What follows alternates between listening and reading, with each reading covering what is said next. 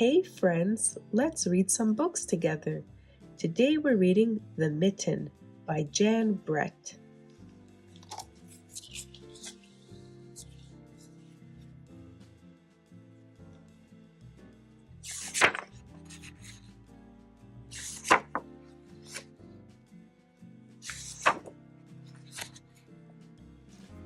Once there was a boy named Nicki who wanted his new mittens made from wool as white as snow. At first, his grandmother, Baba, did not want to knit white mittens. If you drop one in the snow, she warned, you'll never find it. But Nicki wanted snow white mittens, and finally, Baba made them. After she finished, she said, "When you come home, first I will look to see if you are safe and sound, but then I will look to see if you still have your snow white mittens." So off Nicki went, and it wasn't long until one of his new mittens dropped in the snow and was left behind. A mole, tired from tunneling along, discovered the mitten and burrowed inside.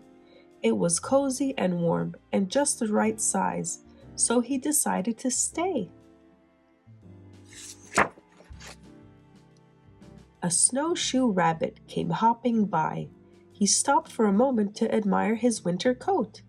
It was then that he saw the mitten, and he wiggled in, feet first. The mole didn't think there was room for both of them, but when he saw the rabbit's big kickers, he moved over.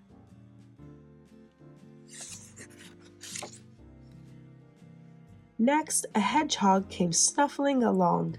Having spent the day looking under wet leaves for things to eat, he decided to move into the mitten and warm himself.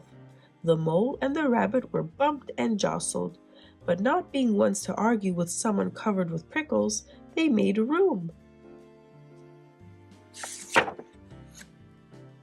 As soon as the hedgehog disappeared into the mitten, a big owl, attracted by the commotion, swooped down. When he decided to move in also, the mole, the rabbit, and the hedgehog grumbled. But when they saw the owl's glinty talons, they quickly let him in.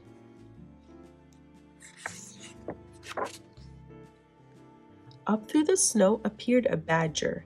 He eyed the mitten and began to climb in. The mole, the rabbit, the hedgehog, and the owl were not pleased. There was no room left, but when they saw his diggers, they gave him the thumb.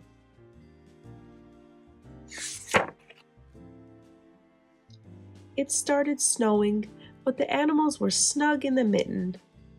A waft of warm steam rose in the air, and a fox trotting by stopped to investigate. Just the sight of the cozy mitten made him feel drowsy. The fox poked his muzzle in. When the mole, the rabbit, the hedgehog, the owl, and the badger saw his shiny teeth, they gave the fox lots of room. A great bear lumbered by. He spied the mitten all plumped up. Not being one to be left out in the cold, he began to nose his way in. The animals were packed in as tightly as could be. But what animal would argue with a bear? The mitten swelled and stretched. It was pulled and bulged too many times its size, but Baba's good knitting held fast. Along came a meadow mouse, no bigger than an acorn. She wriggled into the one space left and made herself comfortable on top of the great bear's nose.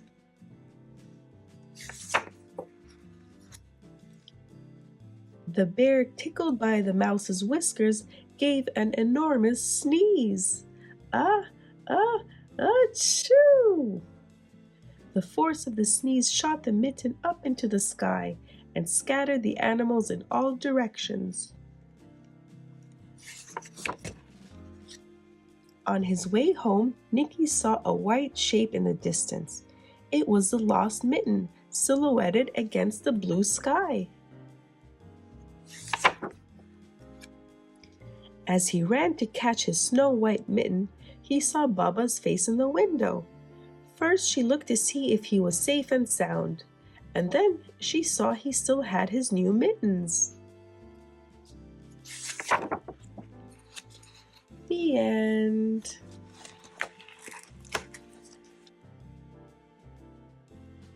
All right, friends, I hope you enjoyed the book. It was so much fun. All right, I'll see you next time for our next book. See you later. Bye-bye.